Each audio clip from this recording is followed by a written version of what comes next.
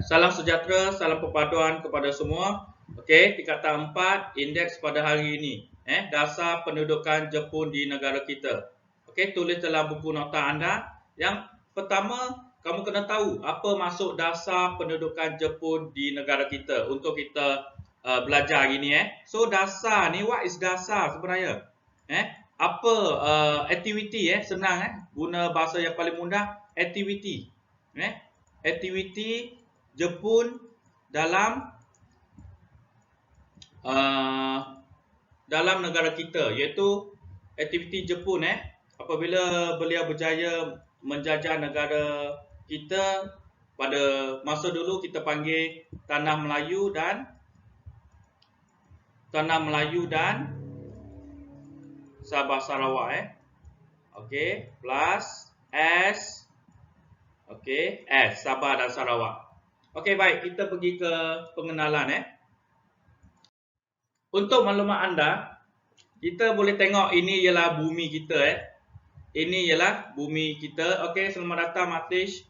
Thanks for coming Ini bumi kita. So, kawasan merah itu apa dia? Kawasan merah itu bermaksud kawasan penjajahan Jepun Jepun berjaya menjajah semua Asia Tenggara negara Asia Tenggara Kita pergi satu persatu, iaitu yang pertama kita tengok China lepas tu Manchuria lepas tu Indochina Vietnam, Myanmar, okey, Thailand bekerjasama dengan Jepun, maksudnya lingkungan jajahan Jepun juga. Kemudian kita pergi ke Tanah Melayu dan Sabah Sarawak. Dan kemudian di Selat Melaka, Indonesia, the whole Indonesia sampai Timor Leste, sampai Filipina. Okey. So itu kawasan jajahan Jepun, kawasan jajahan Jepun. Okey, jangan risau kalau tak sempat, rasa better dengar dulu cikgu terang, lepas tu kamu baru salin untuk kefahaman kamu So cikgu Chiu akan pergi laju sikit sebab hari ini kita ada 23 slide Okey. Okey, pengenalan. Tadi cikgu Chiu cakap hari ini kita belajar apa? Kita belajar tentang aktiviti Jepun semasa Jepun berjaya menjajah negara kita. What is aktiviti Jepun? Apa Jepun gunakan? Apa Jepun gunakan? Bagaimana Jepun melaksanakan dan kesan kepada negara kita terhadap pemerintahan Jepun. Okey, jom kita tengok macam mana Jepun menjalankan aktiviti mereka di Tanah Melayu, TM dan di Sabah Sarawak. Okey, yang pertama, Jepun melaksanakan pemerintahan tentera. Okey, pemerintahan tentera. Kita compare lah. Zaman Jepun di Tanah Melayu, Sabah Sarawak, mereka guna pemerintahan tentera. Kalau sekarang di Malaysia yang aman makmur ini, Malaysia menggunakan sistem raja berperlembagaan dan demokrasi berparlimen. Okey, itu beza dia So, apabila pemerintahan tentera ini, dia lebih kejam dia lebih kejam. Macam mana kita tengok nanti kejam tu Kemudian kita kena tahu dasar pemerintahan tentera Jepun ini diterima daripada Parlimen Agung Japanese Southern Army Southern Army. Okay, so the administration of the army ini disambut pula dengan Parlimen Agung iaitu Japanese Southern Army. Dilaksanakan di Tanah Melayu, Sarawak dan Sabah. Dasar pendudukan Jepun di negara kita ni dapat difahami melalui dasar pentadbiran, dasar ekonomi dan sosial. So kita akan lihat PES. Kita akan lihat PES aktiviti Jepun di di tanah Melayu. So Jepun ni buat apa di tanah Melayu dan Sabah Sarawak semasa mereka memerintah negara kita pada masa itu Okey, so kita tengok kepada isi-isi penting. Isi-isi penting ni untuk kamu menjawab soalan struktur dan esei Okey. So yang pertama, kita akan pergi ke pentadbiran dulu Kita akan pergi ke P pentadbiran. So sebelum kita pergi ke pentadbiran, kita kena tahu kapitai ni apa dia. Kempetai. Kempetai bukan petai yang boleh makan tu Kempetai ni bermaksud pasukan polis, tentera yang ditubuhkan untuk menjaga kepentingan pentadbiran tentera Jepun. Pasukan ini bertindak ganas, bertindak ganas dan kejam, menyeksa, paksa orang dan membunuh. Bunuh lagi, paksa lagi tak cukup, bunuh lagi sesiapa yang disyaki sebagai anti pentadbiran tentera Jepun. So Kempetai ni, sesiapa yang tak suka Jepun akan dibunuh. Tak suka Jepun dibunuh. Dibunuh. Okey, kita compare sedikit zaman Jepun dengan zaman sekarang Malaysia kita aman dan makmur ini. Kempetai ni zaman dulu polis tentera ini kalau dia dapati masyarakat yang tak sokong Jepun itu, dia akan bunuh depan-depan mata masyarakat. Kalau sekarang polis di Malaysia, polis diraja Malaysia, siapa yang didapati salah, dia akan pergi ke lock up So diambil tindakan yang sewajarnya. Ini beza So kejam Next kita pergi ke detail of pentadbiran tentera Jepun. What is pentadbiran? Kalau bahasa Inggeris ialah management. Management. Kalau bahasa paling mudah ialah pengurusan, urus, macam mana tabir urus tentera Jepun di negara kita. Okey, kita akan tengok short term Short term bermaksud ringkas dan padat saja. Okey, so far you dah tahu pemerintahan tentera Jepun tanah Melayu ini, dia dah tahu kita dah tahu pemerintahan tentera tanah Melayu ditadbir oleh pemerintahan tentera Jepun. So pada peringkat awal ini kita kena tahu tanah Melayu ini dia gabung dengan Sumatera Dia gabung dengan Sumatera di bawah satu pentadbiran untuk membentuk kawasan pertahanan khas. Diletakkan di bawah pentadbiran pasukan tentera Jepun ke-25 yang berpusat di Singapura. Okey, bermaksudnya pentadbiran tentera ini, tim tentera Jepun ini, dia ialah 25 tim tentera 25 Jepun di tanah Melayu dan di Sumatera. Dia gabung. Sebab apa mereka nak gabung? Sebab mereka nak jadikan satu pertahanan khas, satu defense, tempat yang defense khas untuk Jepun, defense of Japanese, defense of Japanese, tempat ketahanan Jepun. Kena ingat, Jepun tu ada banyak musuh, Jepun ada banyak musuh. Yang pertama Amerika Syarikat. Kita boleh tengok Jepun telah mengebom. Jepun menggunakan Zero Fighter untuk meletakkan bom di Hawaii. Di Hawaii itu tempat tentera Amerika Syarikat di sana. Dan Jepun menggunakan Zero Fighter, maka tertewaslah tentera Amerika Syarikat kerana mereka tidak bersedia untuk berperang. Dan juga kita dah tahu Jepun telah berjaya memerintah tanah Melayu dan Sabah Sarawak. Tanah Melayu Sabah Sarawak itu sebelum ini diperintah oleh pentadbiran British. Manakala Jepun berjaya menguasai Indonesia. Indonesia itu dulu di bawah pemerintahan Belanda. So ada 3 musuh utama di sana. Dan kita jangan lupa, Bukan 3 musuh utama saja di Asia Tenggara. Pada Perang Dunia Kedua, kita masih dalam Perang Dunia Kedua. Pada masa Perang Dunia Kedua, di Eropah, di mana Jepun bekerjasama dengan Jerman dan Itali.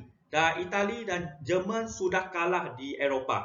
Maka semua musuh Jerman, Itali dan tidak lupa juga Jepun akan berfokus kepada Jepun di Asia Tenggara untuk kalahkan Jepun. Macam mana dia kalahkan Jepun, kita akan belajar subtopik yang seterusnya iaitu Jepun dia dikalahkan dengan bom atom Amerika Syarikat, iaitu Fat Man Little Boy. Nanti kita akan belajar kemudian. Okey, next kita pergi ke pada April 1944 tanah Melayu dan Sumatera ditadbir secara berasingan. Sebenarnya dia nak gabung sebenarnya dia nak gabung, tetapi tak boleh. Sebab apa tak boleh? Tak boleh gabung Tak boleh gabung. Kenapa tak boleh gabung? Why tak boleh gabung? Okey, ini reason dia. Sebab ada perbezaan sistem politik, ekonomi yang ketara. Ketara ini yang besar. Bermaksud besar. Ketara itu perbezaan yang sangat besar. The big difference administration between Britain and Britain and Belanda sebelum perang. So dia kena asingkan pentadbiran. Okey, next kita pergi ke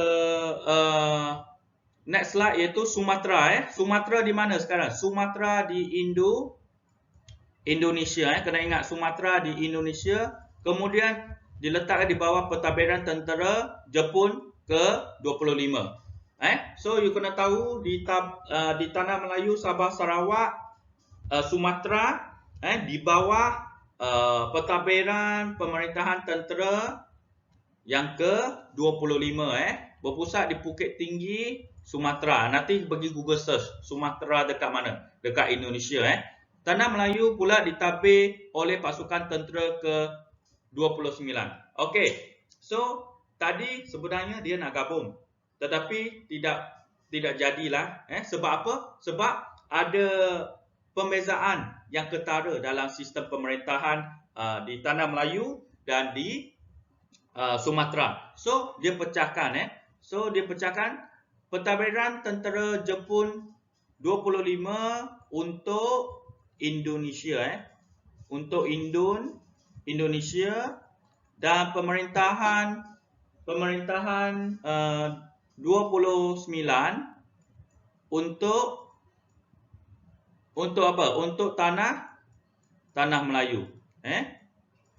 Okey, Indonesia ni pentadbiran tentera Jepun 29 ini dia berpusatkan di Sumatera, iaitu Bukit Tinggi Sumatera, dan pentadbiran tentera Jepun yang ke-29 ni di tanah Melayu berpusat di Perak. So you should proud lah as a Malaysian. Siapa yang datang dari Perak yang belajar di SMK DSN so you should proud. Pernah dijadikan pusat pentadbiran Jepun ke-29 di Perak, di Taiping, yes. Kemudian kita lihat Singapura. Singapura dikenali sebagai Sonanto, Pulau Cahaya Selatan. Diasingkan pentadbirannya dari tanah Melayu yang dikenali sebagai Malai Baru. Melayu Baru. So kamu kena lihat Singapura ini dia ada nama dia panggil dia Sonanto. Bolehlah letak kat Facebook post ke. Siapa tahu Sonanto itu apa?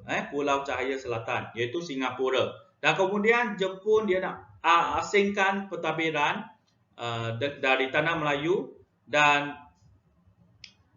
di sini kita boleh lihat Sonanto ini diasingkan pentadbirannya dari tanah Melayu yang dikenali sebagai Malai Baru. So Singapura ini dia telah tukar nama. Malai Baru itu ialah Singapura. Okey, itu zaman Jepun. Next. Negeri Melayu iaitu Perlis. Okey, kita yang ni Cikgu Ciu nak highlightkan. Perlis, Kedah, Kelantan, Terengganu. Yang ini ialah negeri-negeri yang berdekatan dengan Thailand. Negeri-negeri yang berdekatan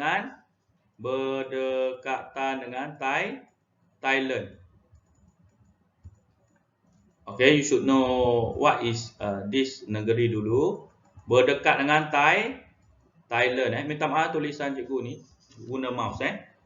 Okay, Cikgu Ciu dah bagi tahu anda semua bahawa Thailand pernah bekerjasama dengan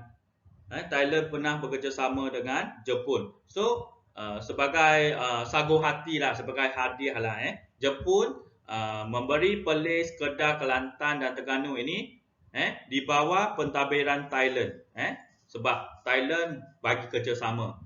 Semasa Jepun ingin menyerang tanah Melayu dari Singgora, lepas tu kemudian ke Kedah dan Kota Baru, kemudian ke Kuantan, and then kita pergi ke Sonanto, Singapura. Singapura iaitu kemudian diasingkan dan dijadikan Malai Baru. Singapura bermasuk Malai Baru. Kemudian Sarawak dan Sabah ini dia dah ubah nama, iaitu dikenali sebagai Kita Borneo. Kita Borneo ini bermaksud Sabah dan Sarawak. Diketuai oleh Gubernur Jeneral dan di bawah pasukan tentera 37. Okey, so kita kena tahu di Sabah dan Sarawak ini kita di bawah semasa zaman Jepun itu di bawah pentadbiran tentera Jepun ke-37. Okey, next kita pergi ke slide seterusnya.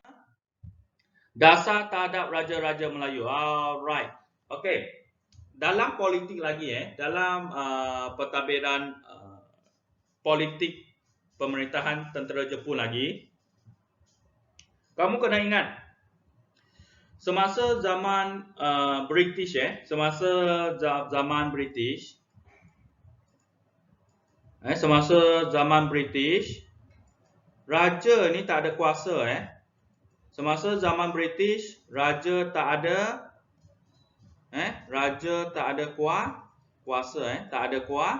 kuasa. Hanya jadi ketua agama. Semasa zaman British, hanya jadi ketua agama. Tetapi pada zaman Jepun dia lain, cerita dia lain. Sebab Jepun ni mengiktiraf, Jepun ini respect raja. Kamu kena ingat pada zaman British bukan tak respect raja, tapi British kurangkan kuasa raja. Tetapi dalam pentadbiran tentera Jepun, Jepun respect raja sebagai ketua dalam hak ehwal agama Islam dan adat Melayu, serta diberi bayaran pencen lagi sebelum perang. Dan kedudukan raja sebagai sultan di negeri masing-masing diletakkan di bawah pengawasan Gubernur Jepun. Gubernur Jepun ini wakil daripada Jepun. Pengiktirafan ini, the respect of the king ini, semasa persidangan raja-raja tanah Melayu dan Sumatera di Singapura, berpusat di Singapura. Okey, Singapura, saya nak kamu komen dalam komen anda tu. Singapura itu nama baru untuk Singapura. Setelah Jepun asingkan Singapura dari tanah Melayu. Okey. Nama baru untuk Singapura. Tulis di ruangan komen anda sebagai feedback. Very good. Azro. Malay baru, Melayu baru. Okey, saya nak dua orang lagi komen boleh? Sebelum saya utuskan sebelum saya pergi ke next slide. Okey. So Azro dia dah tulis Malay baru Thank you very much. Okey, kita teruskan lagi kita teruskan. Ada kawan-kawan yang tak boleh masuk dalam kelas tambahan hari ni? Tak ada kan? Okey, tak ada, tak apa. Okey, good. Okey, next kita pergi ke dasar tadak kepimpinan tempatan. Okey. Untuk maklumat kalian, pada zaman British tidak berminat untuk melatih masyarakat tanah Melayu Sabah Sarawak menjadi pemimpin. Tetapi pada zaman Jepun melatih masyarakat tempatan untuk menjadi pemimpin. Okey, kita tengok macam mana dia melatih menjadi pemimpin. Pentadbiran tentera Jepun memberi peluang kenaikan pangkat kepada pemimpin tempatan.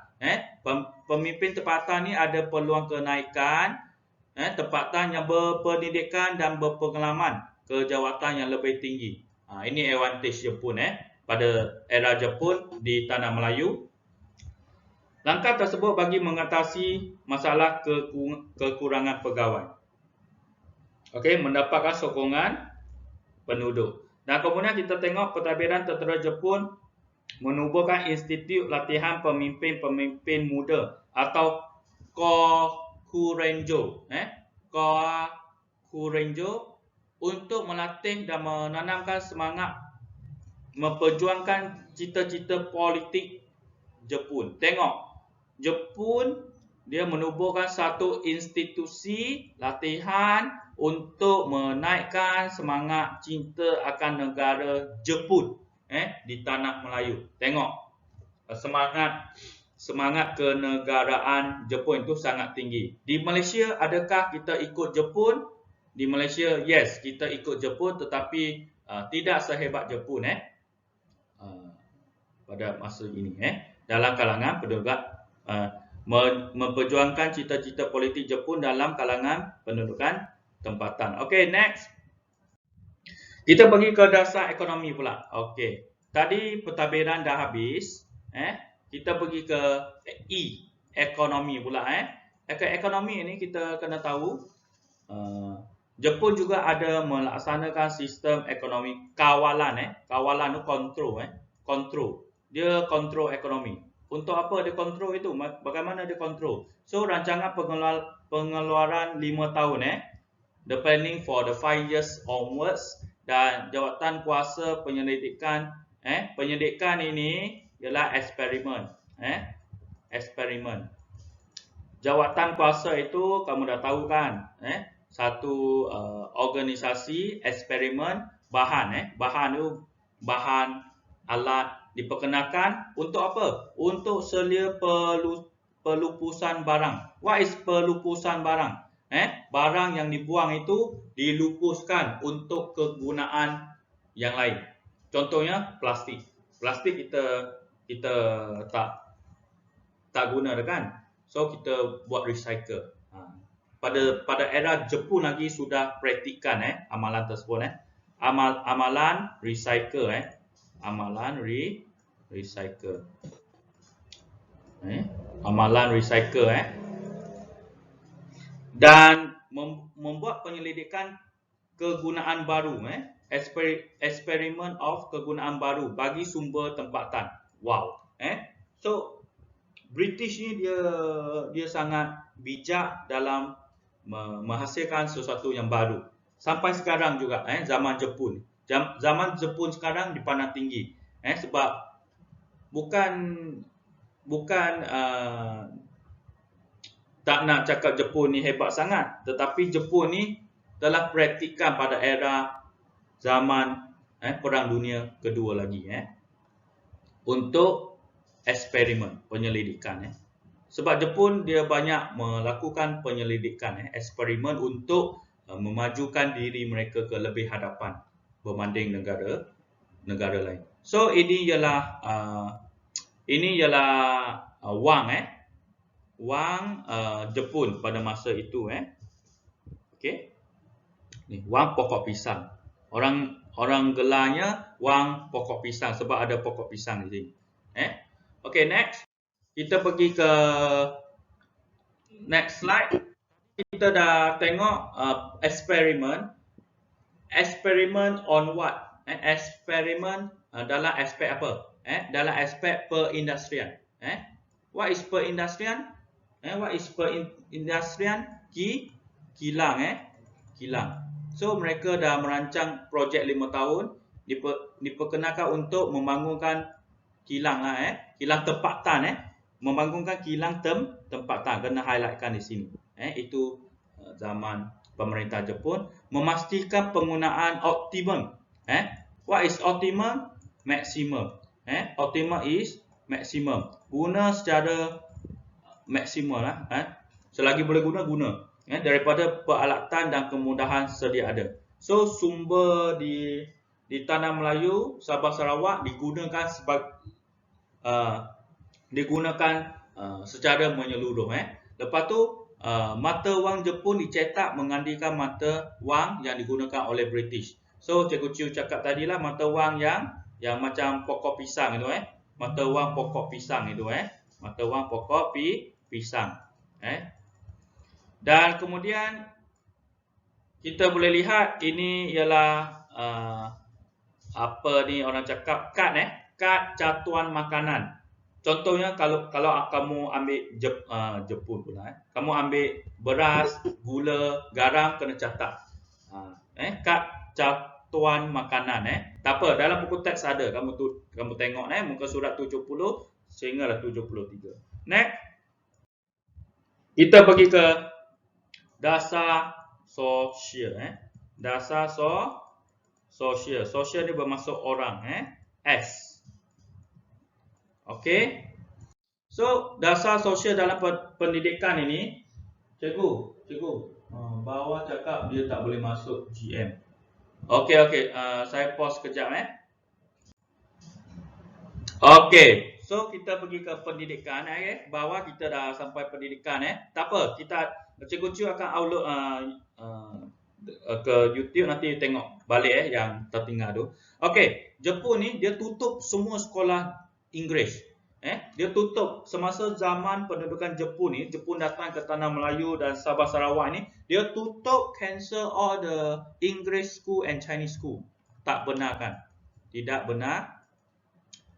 benarkan Kemudian dia terdapat bangunan sekolah tersebut digunakan bangunan yang sekolah itu tutup dah, sekolah Inggeris tutup, sekolah Cina tutup, bangunan sekolah yang tak berfungsi itu dijadikan pentadbiran tentera Jepun Sistem persekolahan Jepun diperkenalkan untuk dia tutup sekolah Inggeris dan Cina, tapi dia buka sekolah Jepun pula. Tengok bijak tak bijak Jepun untuk apa? Sebab apa dia buka sekolah Jepun? Sebab untuk membentuk semangat persaudaraan sejagat.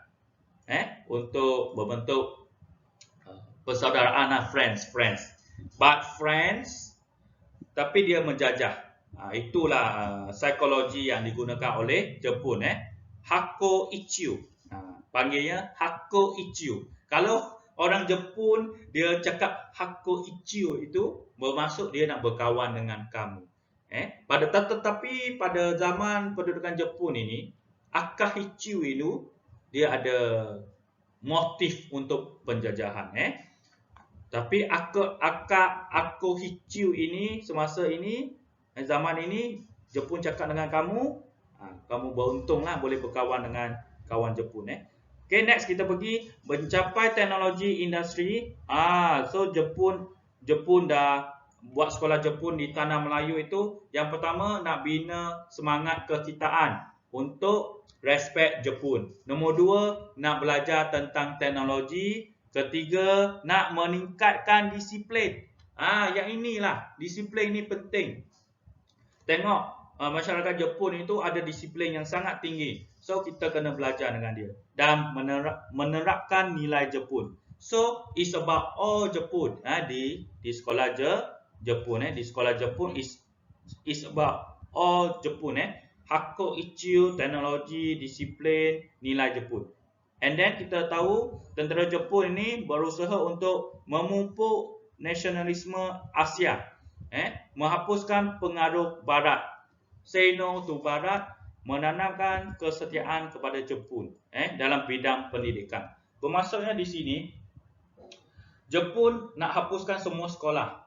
The only one Japan school in Tanah Melayu dan Sabah Sarawak semasa era penjajahan Jepun. Next. Sikap Jepun terhadap agama. Okey, so kita kena tahu Jepun ini dia amat pentingkan agama pada era penjajahan Jepun Bagi membendung kegiatan penentangan, pendudukan Jepun, tentera Jepun menghormati agama Islam.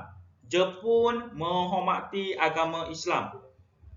Kena tahu. Sebab itu ramai orang Melayu sokong Jepun pada era penjajahan Jepun. Dan adat Melayu serta tidak campur tangan dalam adat resam tempatan. Maksudnya Jepun respect agama Islam Kelas pengajian Al-Quran dan sekolah agama juga diteruskan tak batal Kelas agama Islam Al-Quran tak dibatalkan. Majlis Agama Negeri dibentuk. Dia bentuk lagi Majlis Agama Negeri. Dibentuk Persidangan Agama Islam. Persidangan Meeting of Agama Islam lagi diadakan di Singapura dan Kuala Kangsar. Tengok Jepun dia respect dia respect agama Islam semasa Jepun datang menjajah negara kita. Why Jepun respect agama Islam? Why? Because dia nak dapat sokongan orang Melayu. Itu ada sokongan sokongan orang Melayu. That's why Jepun dia hormat agama Islam. Tetapi pada zaman British sebelum ni lah dia tak hormat langsung agama Islam sebab dia mementingkan agama Kristian pada dulu. Dan semasa penjajahan Jepun sangat hormat agama Islam Next, itu ialah strategi Jepun di Tanah Melayu dan Sabah Sarawak. Strategi untuk mendapat sokongan. Next, catuan dan penghasilan makanan. Okay, catuan. What is catuan? Catuan is like susun makanan bila nak bagi dengan sistematik. Pentadbiran tentera Jepun memperkenalkan ordinance. Ordinance is like undang-undang lah Undang-undang kawalan barangan dan bahan penting untuk mengawal penggalan makanan akibat kekurangan makanan. So, susun dan hasilkan makanan itu sebab apa? Sebab kurangnya makanan semasa Jepun. Dan kemudian catuan makanan dikuatkuasakan. Susun makanan ni, pengagihan makanan ini seperti barang keperluan, beras, garam, gula ini dikawal secara rapi untuk memastikan makanan tidak kurang. Kemudian pentadbiran tentera Jepun dia menggalakkan penduduk menanam bahan makanan sendiri. Buat galakan bahan makanan sendiri juga dikenali sebagai ekonomi sara diri. Ekonomi sara diri bermaksud tanam sendiri untuk makan sendiri. Untuk ekonomi sara diri untuk makan sendiri. Tanam untuk makan sendiri. Tanam untuk makan sendiri. So, menanam bahan makanan sendiri melalui kempen. Ada kempen pada era penjajahan Jepun. Tambah lebih banyak makanan untuk mencukupkan makanan dalam negeri. Pada zaman era penjajahan Jepun memang tak cukup makanan. Untuk makluman murid Cikgu Chiu. So next kita pergi ke of course lah, kalau siapa yang ada orang-orang tua di rumah, nenek ke atuk ke, anda boleh tanyalah pada zaman Jepun itu Jepun bagi keselesaan ke ataupun keperitan hidup. Keperitan hidup ni hidup susah lah tak cukup makanan, tak selamat, tiba-tiba Jepun Jepun bunuh orang di depan mata, hidup tidak selesa, selesa. Menjadikan penduduk negara kita lebih kreatif dan dalam kehidupan. Apabila ada keperitan hidup, masyarakat kita ni lebih kreatif lah. Awak is kreatif, mencipta sesuatu untuk keselesaan kehidupan, mencipta sesuatu lah macam tanam ubi kayu, dan menghasilkan peralatan untuk kelangsungan hidup, mencipta sesuatu yang baru. Next kita pergi ke mereka berdikari. Pada zaman Jepun ni mereka berdikari dan menghasilkan ciptaan baru seperti mana Cikgu Chiu cakap tadi, kreatif, berasaskan bahan tempatan untuk kelangsungan hidup seperti menghasilkan tempe daripada biji getah. Tempe tu kita sama-sama search apa maksud tempe. Nanti Cikgu share dekat Telegram gambar dia daripada biji getah. Okey. Next kita pergi ke layanan terhadap penduduk. Okey, masa Jepun ini dia pilih kasih, Jepun pilih kasih. Not good Jepun ini dia pilih kasih. Sebab apa dia pilih kasih? Kamu kena ingat sebelum Jepun datang ke tanah Melayu, Sabah, Sarawak, Jepun pernah berperang dengan China. Sebelum Jepun datang ke tanah Melayu, Sabah, Sarawak, Jepun pernah membantu negara India melawan British. Semasa Jepun datang ke tanah Melayu dan Sabah Sarawak, Jepun sangat respect agama Islam. So kita boleh tengok di sini layanan yang berbeza, layanan yang berbeza mengikut kaum. Okey, so kita pergi ke poin kedua. Tentera Jepun bertindak sedemikian untuk mendapatkan sokongan. Sokongan dari siapa ni? Sokongan masyarakat Bumi Putra ini bermaksud lebih kepada orang Melayu dan orang asli lah, orang Melayu. Dan kemudian selain itu, seperti mana yang Cikgu Chiu cakap tadi, Jepun dia membantu orang India, menubuhkan tentera kebangsaan India di mana? Di tanah Melayu dan Borneo di bawah pimpinan Subhas Chandra Bose, pimpinan Subhas Chandra Bose, dan orang India digalakkan menyertai untuk kemerdekaan negara India. So Jepun kata, I create a team to make your country merdeka.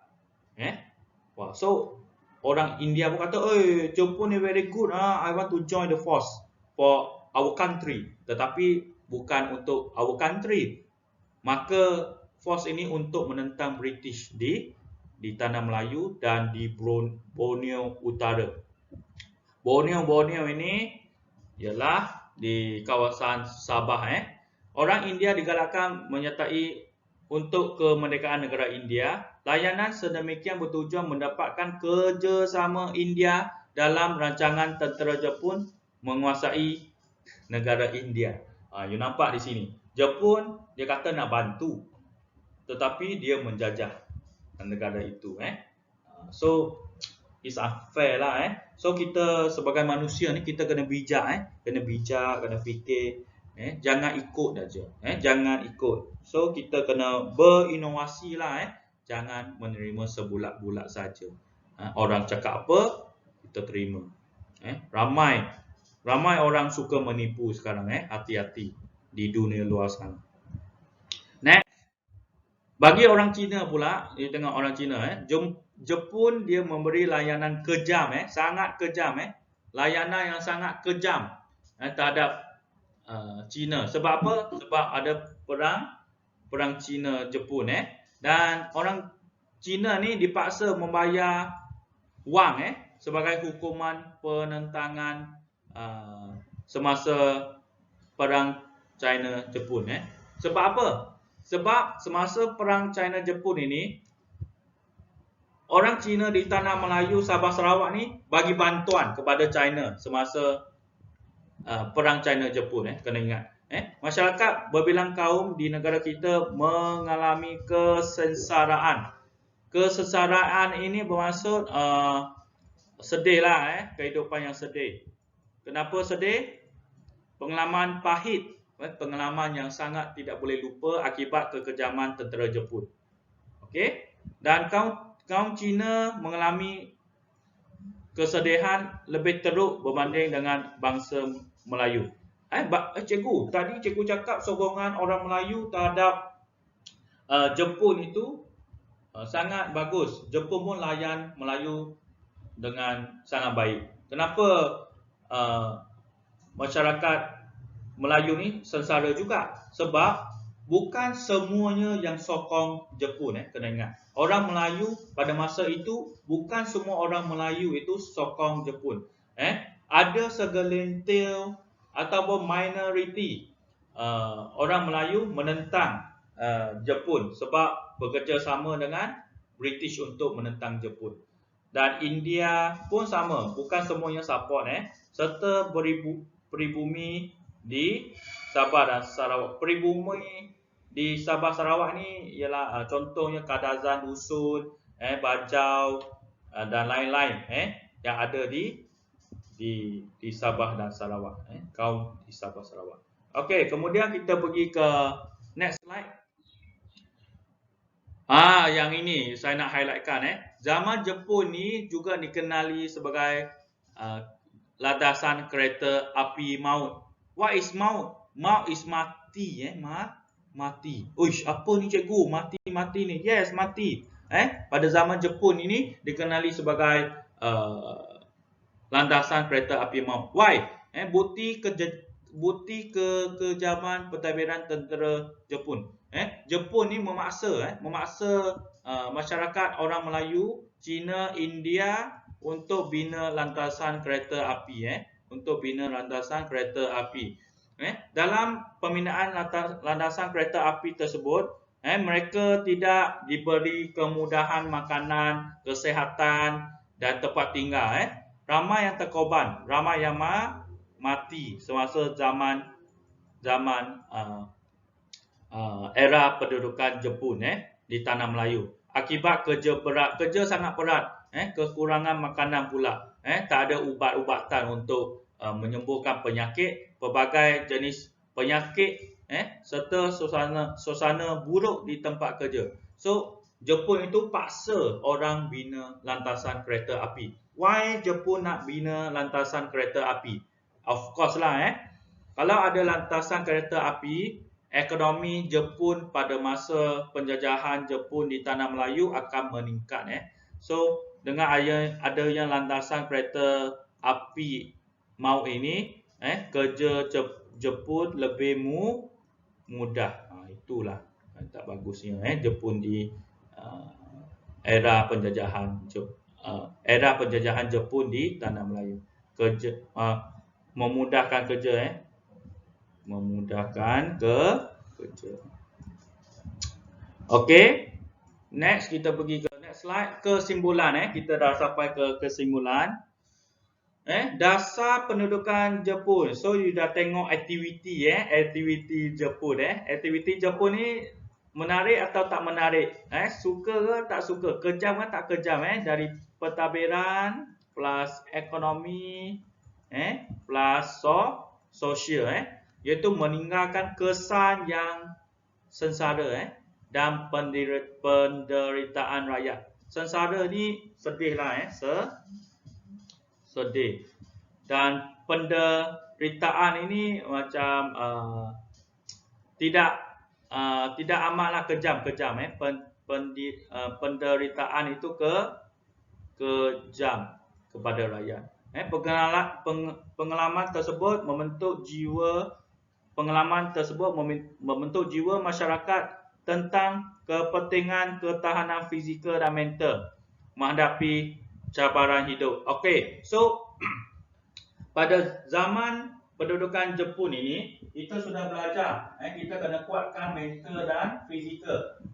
Macam juga pada hari ini, ramai yang kurang motivasi. Maksudnya mental ni kurang. Tengok Facebook, Instagram, Insta Live, Snapchat, Snapshot. Tengok, mental dah down. Jangan, kita kena ada ketahanan fizikal dan mental yang kuat untuk menghadapi cabaran. Contohnya, sekarang, tahniah kepada anda semua. Sebab anda ada ketahanan mental dan fizikal yang kuat. Boleh bersama Cikgu Chiu hari ini. Walaupun tidak bersemuka. Tahniah anda. I like your spirit. Okay, so bukan saja bina fizikal dan mental saja untuk menghadapi cabaran. Kita perlu keberanian, beranilah, percaya diri, semangat spiritual, semangat kerohanian, mental yang kuat, bagi menghadapi kekejaman tentera Jepun pada masa itu. So kita boleh dapat pengajaran, kita kena berani, percaya diri, mental kena kuat untuk menghadapi sesuatu. Terutamanya hari ini dan hari seterusnya. Keadaan ini seterusnya mencetuskan penentangan rakyat.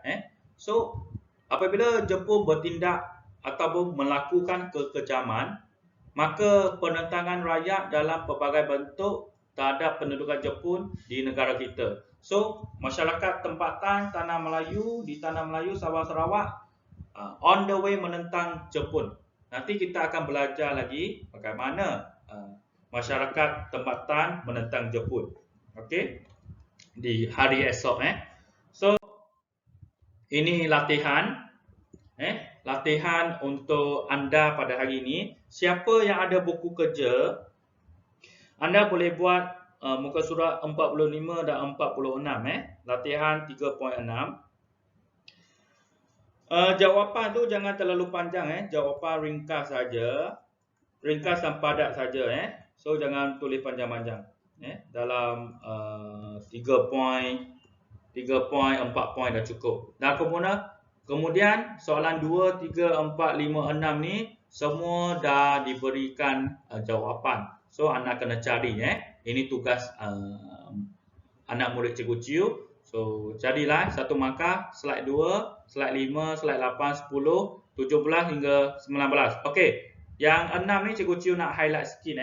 Yang 6 ni iaitu layanan Jepun terhadap penduduk tanah Melayu. Okey, penduduk tanah Melayu ni ada siapa? Orang Melayu, orang Cina dan orang India, betul? So, kamu nyatakan layanan yang bagaimana untuk orang Melayu, Cina dan India. Lepas tu kamu hurai sikit, campur huraian tentang orang Melayu, huraian tentang orang Cina, bagaimana, kenapa Jepun benci orang Cina, dan kemudian huraian untuk orang India. Bagaimana Jepun mendapatkan sokongan daripada kalangan orang India untuk mengukuhkan sokongan orang India di tanah Melayu. So, sekian, terima kasih untuk pengongsian pada hari ini. Kita jumpa lagi pada masa akan datang. Okey, so saya minta diri dan stay safe.